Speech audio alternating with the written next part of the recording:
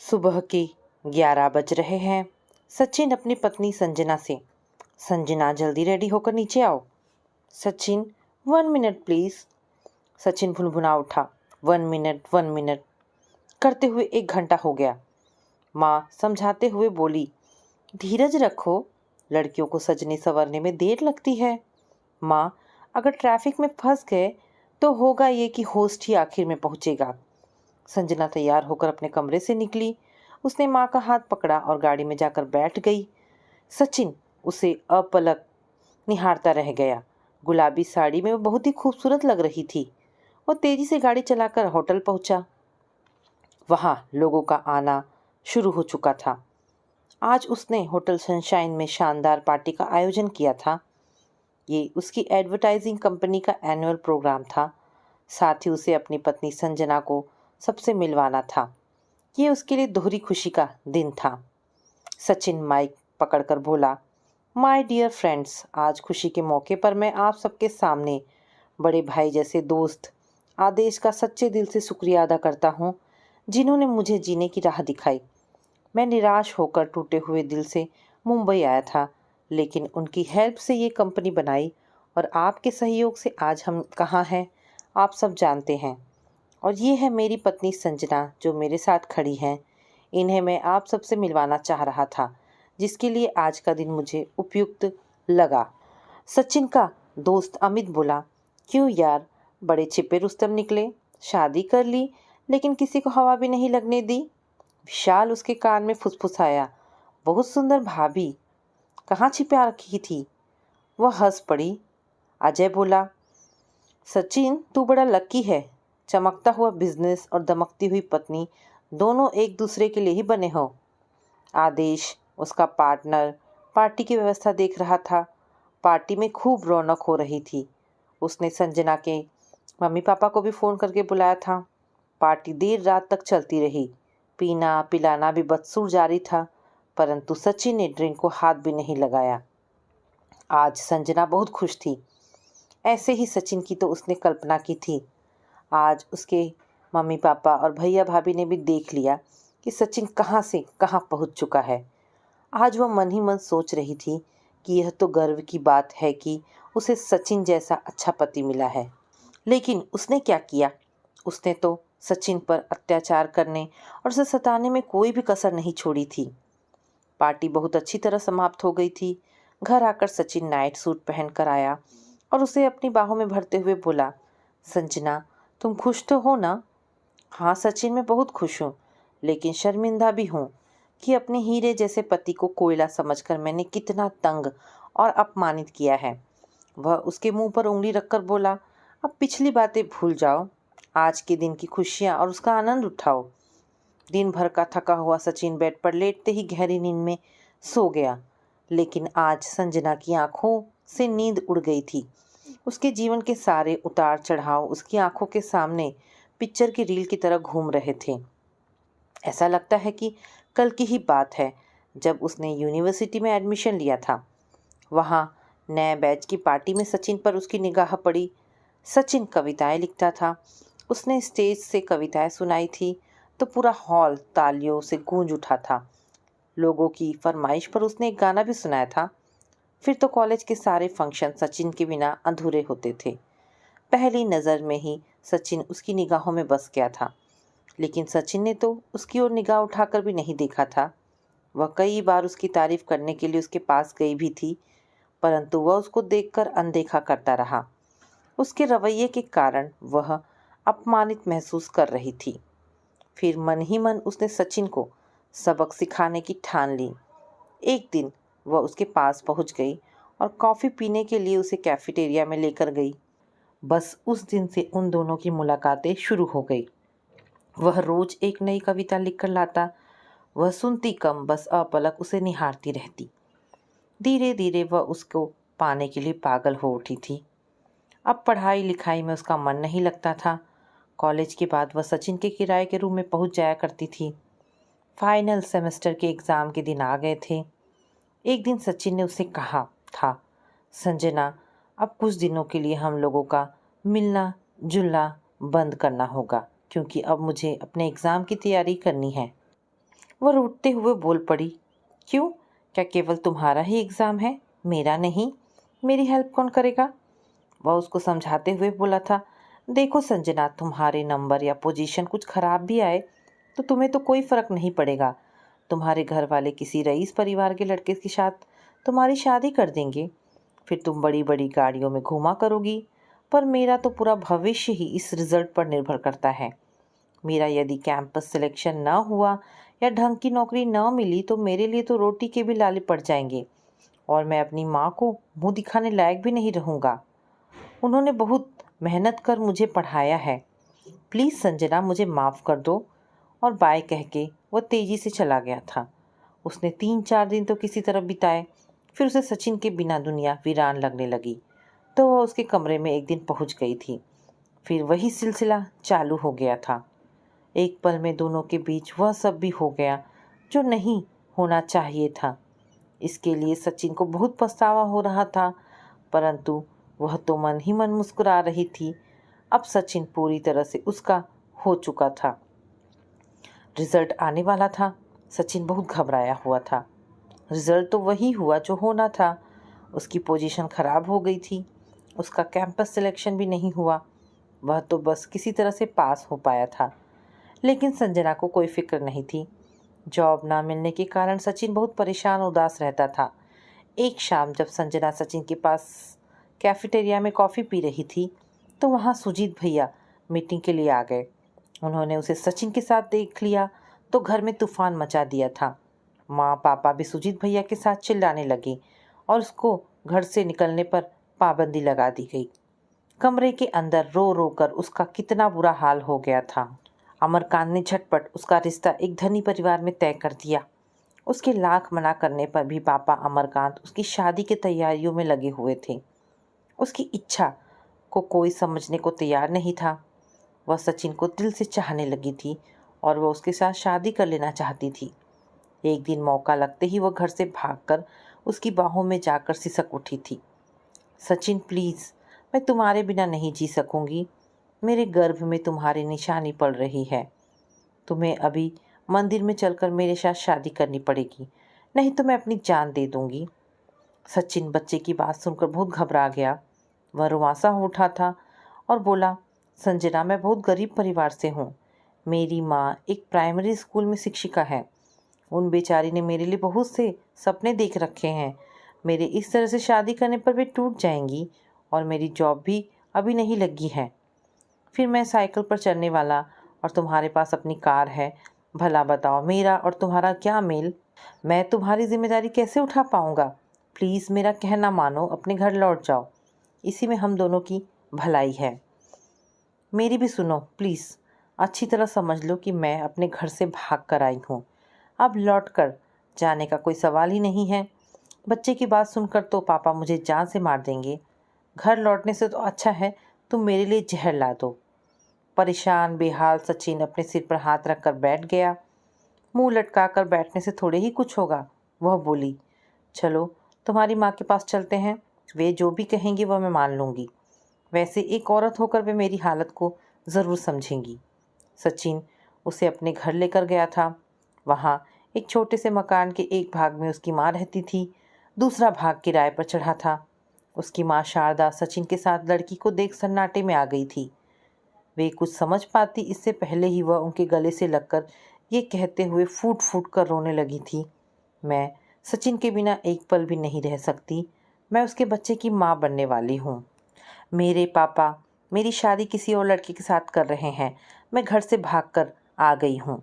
हो सकता है वे मुझे ढूंढते हुए पुलिस लेकर आपके घर आ जाए। शारदा अपने बेटे की करतूत सुनकर क्रोधित हो उठी। बेटे की गाल पर जोरदार थप्पड़ लगाकर बोली, तू पैदा होते ही क्यों नहीं मर गया था? आज तेरी वजह से मेरा सिर शर्म से झुक गया है। उन्होंने तुरंत संजना को अपने एक पड़ोसी के यहाँ छिपा दिया था। कुछ ही देर में उसके पापा अमरकांत उसे खोजते हुए पुलिस लेकर आ गए थे। पुलिस लड़की भगाने के आरोप में सचिन को अपने साथ पकड़कर ले जाने वाली थी। तभी वह बाहर निकलकर सचिन का हाथ पकड़कर खड़ी हो गई थी और बोल पड़ी थी, मैं बालिग हूँ। ये मेरे पति हैं। मैं इनके साथ शादी कर चुकी हूँ।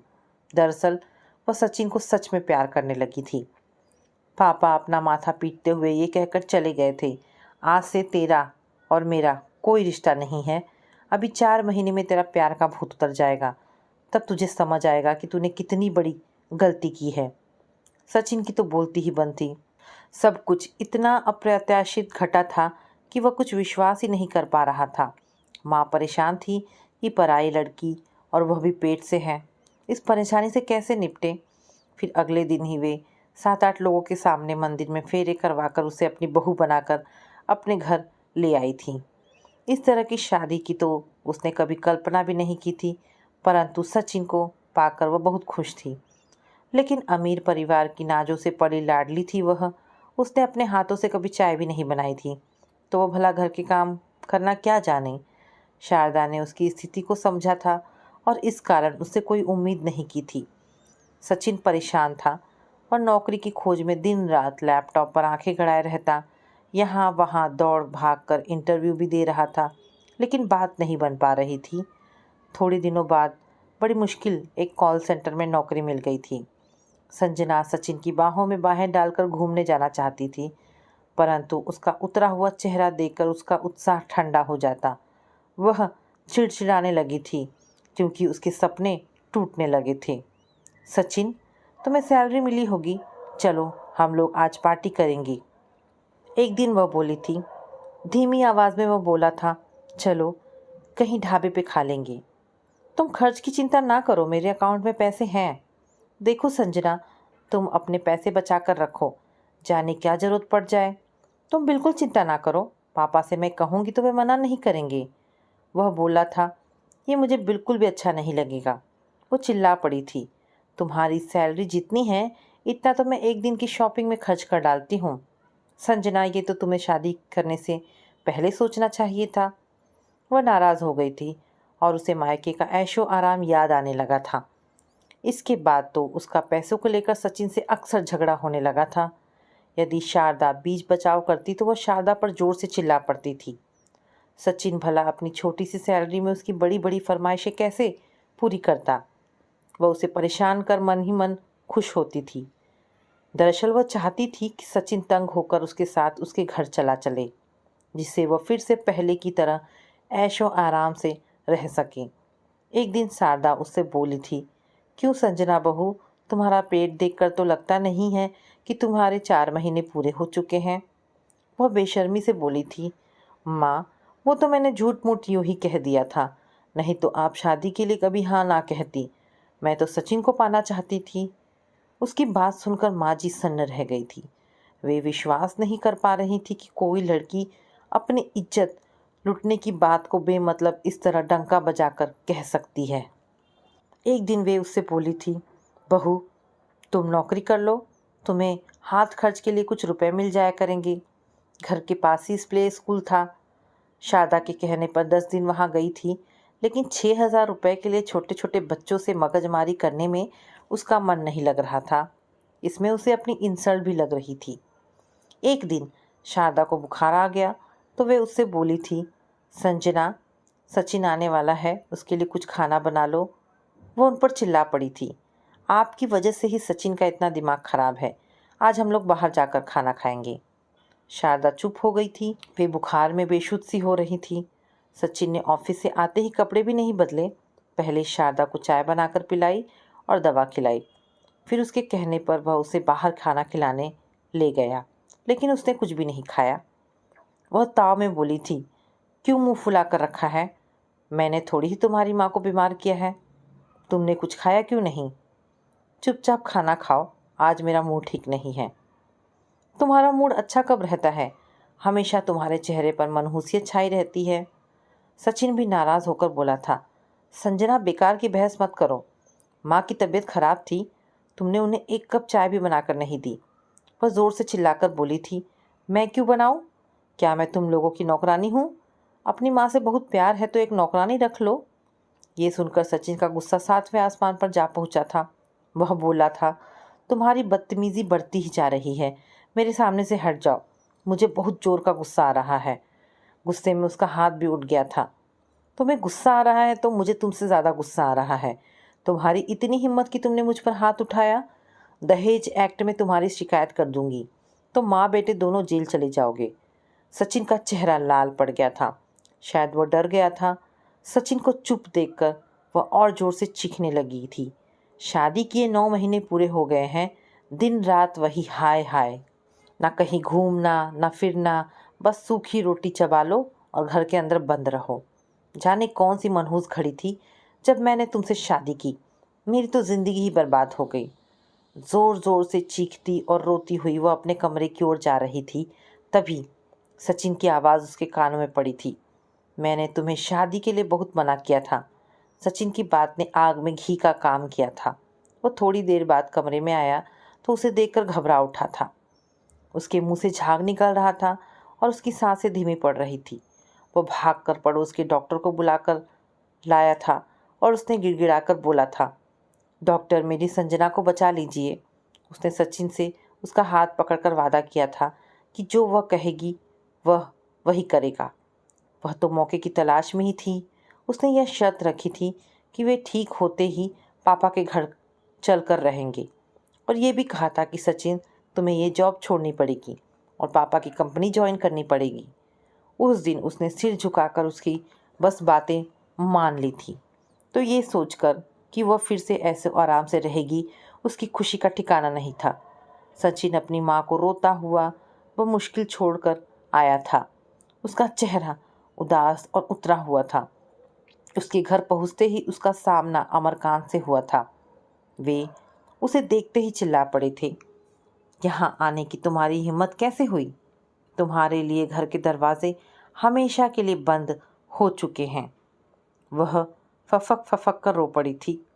माँ सुषमा से लिपट कर बोली थी, मम्मी प्लीज़ पापा को मना लो, मैं अब और कहाँ जाऊँ? अपने ससुराल में मैं अब नहीं रह सकती। मैं अपनी जान दे दूँगी। अगर आप मेरी ज़िंदगी चाहती हैं तो मुझे अपने घर में रहने दीजिए। उसके आंसू देख सुषमा पिघल उठी थी। उसका हाथ पकड़कर बोली थी, देखे तुम्हें कौन बाहर निकाल सकता है। फिर पापा की ओर देखकर बोली थी, गुस्सा शांत कीजिए, बच्चों से तो गलती हो ही जाती है, बड़ों को तो समझदारी से काम लेना चाहिए। फिर व्यंग और कटाक्ष भरी निगाहों से सचिन की तरफ देखकर अमरकांत बोले थे, ये बरखुरदार कहाँ रहेंगी, क्या करेंगे?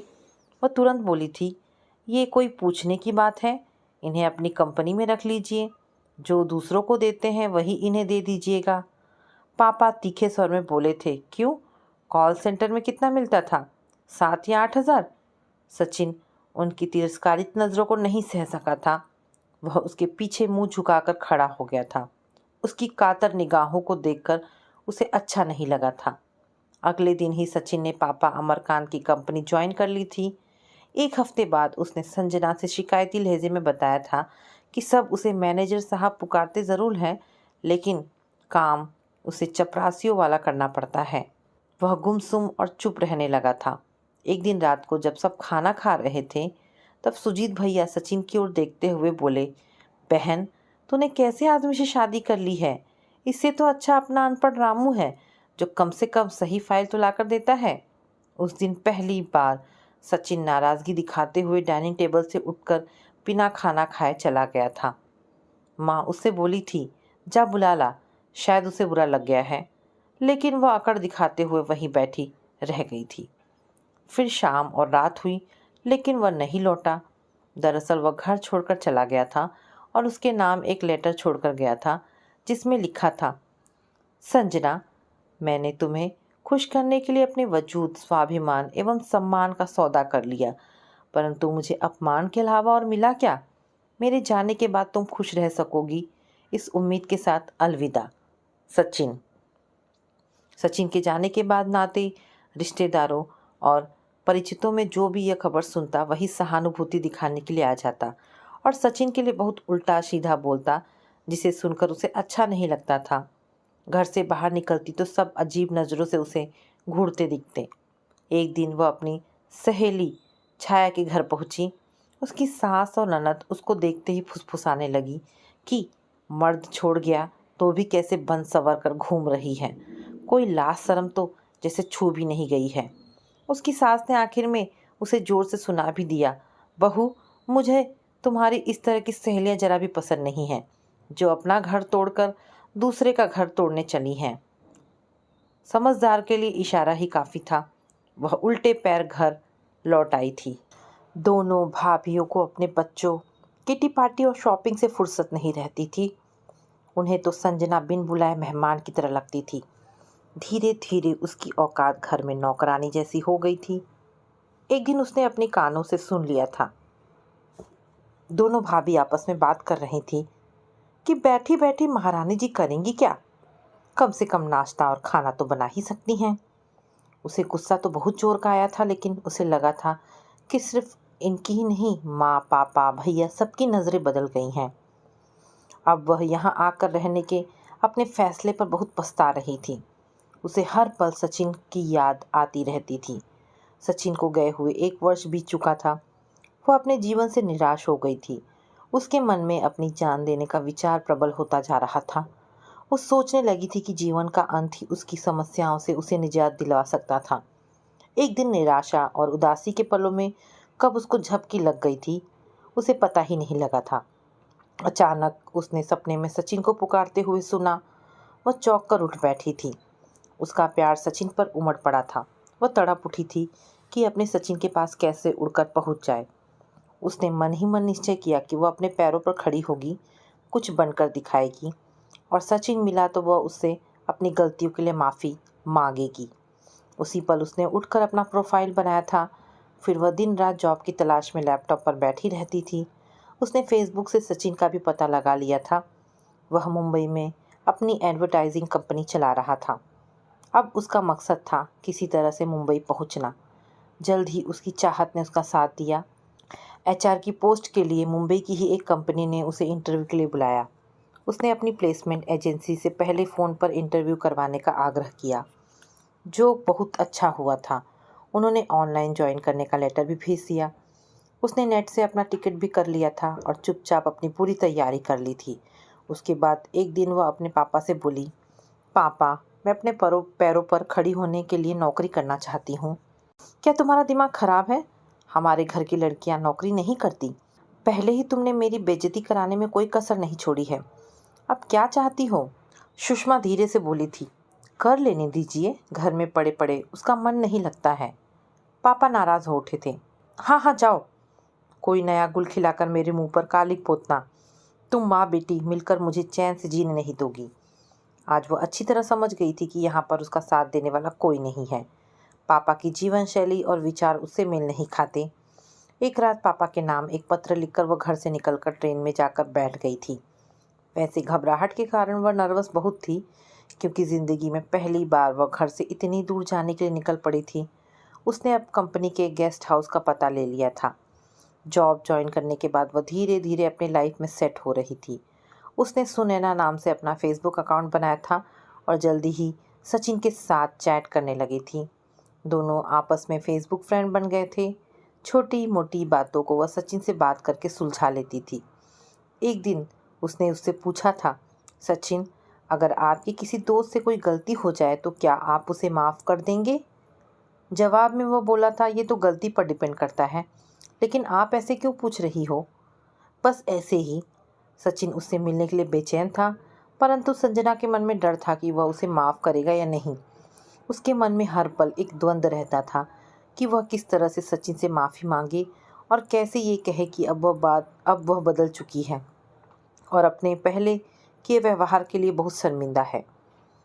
एक शाम वह सिटी मॉल में कॉफ़ी पी रही थी, तभी उसे वहाँ सचिन दिखाई पड़ा। वह उसे अनदेखा नहीं कर सकी और अपनी कॉफ़ी वैसे ही छोड़कर वहाँ से उठ गई, लेकिन वह तेज़ी से लगभग दौड़ती सी जाकर सचिन का रास्ता रोककर खड़ी हो गई थी। सचिन, संजना, तुम यहाँ कैसे? मैं यहाँ जॉब करती हूँ। अच्छा, मैं जल्दी में हूँ, चलता हूँ, मेरी मीटिंग है। Sachin, 1 minute please. एक क्षण को वह ठिठका, लेकिन तुरंत ही आगे बढ़ने लगा। उसने अधिकारपूर्वक सचिन का हाथ पकड़ लिया था। सचिन, प्लीज़, मुझे मेरी गलतियों का एहसास है। नज़रें झुकाकर वह बोली थी, मुझे माफ़ कर दो, अब मैं बदल गई हूँ, मुझे एक मौका और दे दो। मैं जानती हूँ कि मेरी मूर्खता के कारण तुम्हें बहुत अपमान सहना पड़ा, लेकिन एक बार तो ईश्वर भी क्षमा कर देता है। क्या तुम मुझे नहीं माफ़ कर सकते? उसकी आंखें डबडबाई हुई थी।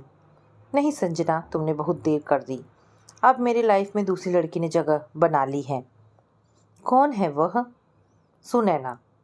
वह ज़ोर से हंसकर सचिन से लिपट कर बोली थी, मेरे बुद्धू पति, फेसबुक की सुनैना तो मैं ही हूँ।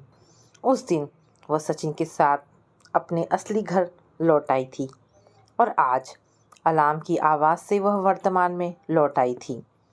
अलसाए हुए सचिन ने उसे अपनी बाहों में भर लिया तो उसके मुंह से आदतन निकल पड़ा था, सचिन 1 मिनट प्लीज़। और इसी बात पर दोनों खिलखिलाकर हंस पड़े। तो दोस्तों, ये छोटी सी कहानी यहाँ पर समाप्त होती है। आशा करती हूँ कहानी पसंद आई होगी। अगर कहानी पसंद आई है तो प्लीज़ इसे लाइक एंड शेयर करें। दोस्तों, ऐसी ढेरों पारिवारिक और शिक्षाप्रद कहानी सुनने के लिए मेरे चैनल को प्लीज़ सब्सक्राइब करें। धन्यवाद दोस्तों।